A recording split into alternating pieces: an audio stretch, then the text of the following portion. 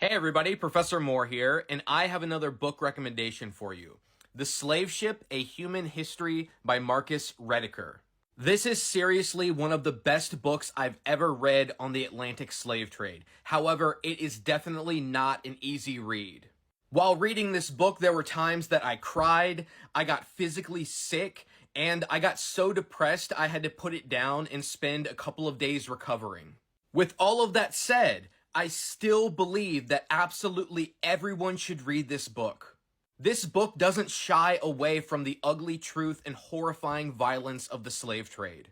It tackles that truth head on, and for that reason, it is indispensable for anyone interested in learning the real history of slavery.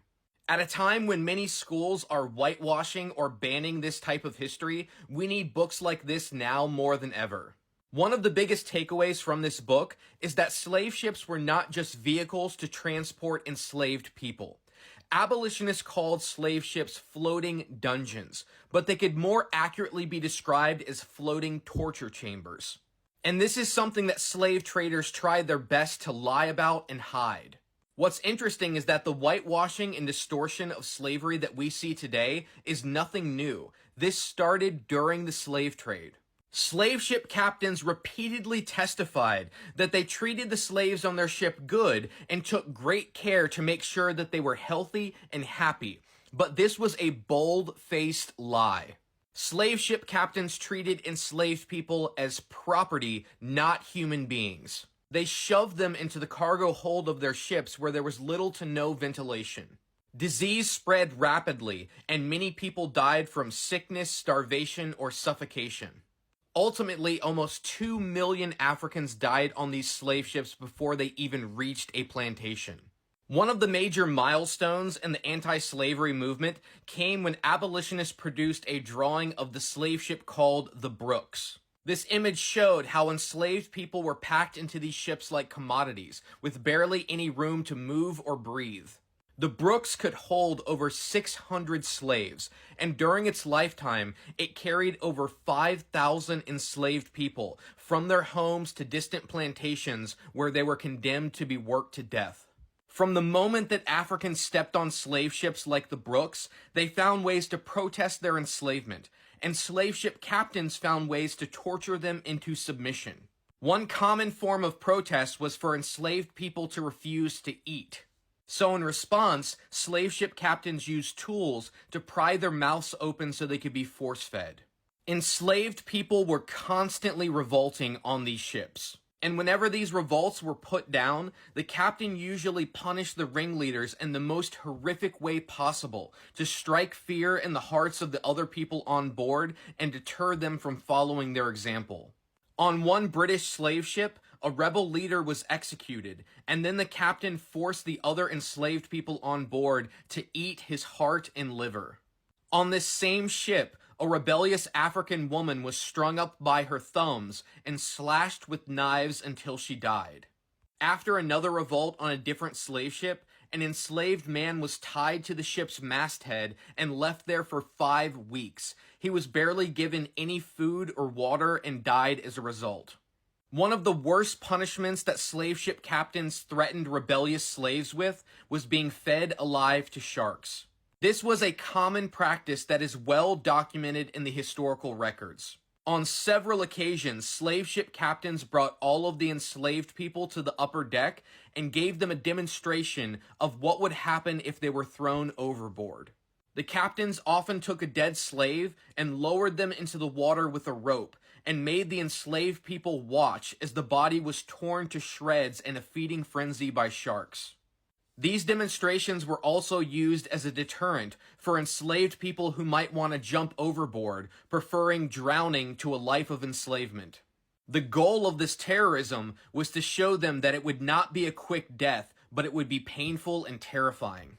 So many enslaved people, both dead and alive, were thrown into the Atlantic Ocean that sharks frequently followed these slave ships because they knew that they would always be fed.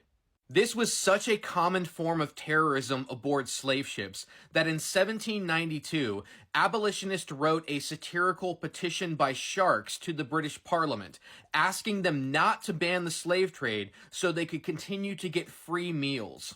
In the petition, the sharks explain that by hovering round these floating dungeons, your petitioners are supplied with large quantities of their most favorite food, human flesh.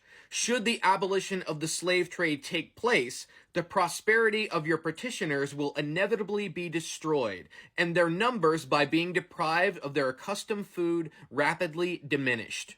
Knowing that enslaved people thrown overboard were eaten by sharks makes the following story that much more horrifying. One of the stories that Rediker draws attention to in his book is the 1781 Zong Massacre. The Zong was a British slave ship heading to Jamaica in 1781 with 417 enslaved Africans. During the voyage, several enslaved people on the ship became sick, causing the captain, Luke Collingwood, to panic. He knew that if he arrived in Jamaica with 6 slaves, the plantation owners would not buy them and he would lose thousands of dollars. So he came up with a plan. Slave trading was an extremely expensive endeavor, so most slave ships were funded by major corporations, and these corporations had insurance policies. Part of the insurance policy was to reimburse slave ship captains for any enslaved people that died due to drowning, which was something that was common on the Atlantic Ocean during storms. Therefore, Captain Collingwood came up with the idea to get all of the 6 slaves and throw them overboard, then lie that they drowned in a storm. This way, he could file an insurance claim and not lose any money. Altogether, the captain threw 132 sick enslaved people into the ocean, intentionally murdering them to save his profits. The truth eventually came out, and some of the crew members of that ship were put on trial, but no one was ever punished for these murders. Many enslaved people were thrown overboard to drown, even if they weren't sick, as a cruel form of punishment. In 1791, a New England slave ship captain named James DeWolf was brought up on charges of murder for throwing an enslaved woman overboard and killing her. The captain tied her to a chair and threw her overboard so she would sink and drown. Afterward, when someone asked him if he had any remorse, he said that he was sorry that he lost a good chair. James DeWolf led 25 slaving voyages, and as a result, he became the richest man in New England. He was never charged for the murder of enslaved people on his ships. In fact, later he became a wealthy and respected U.S. Senator. Hardly any slave ship captains were ever punished for torturing or killing enslaved people on their ships. More often than not, they were rewarded with millions of dollars and elite positions in society. The reason why I love Rediker's book so much is he doesn't hide the fact that slavery was instrumental in the creation of the modern capitalist world, and he ends his book by calling for reparations to the descendants of the enslaved. This book is not only an academic analysis, it is a call to action.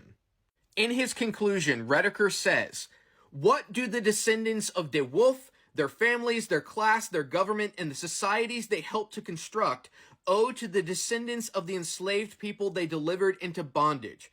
It is a complex question, but justice demands that it be posed and answered if the legacy of slavery is ever to be overcome.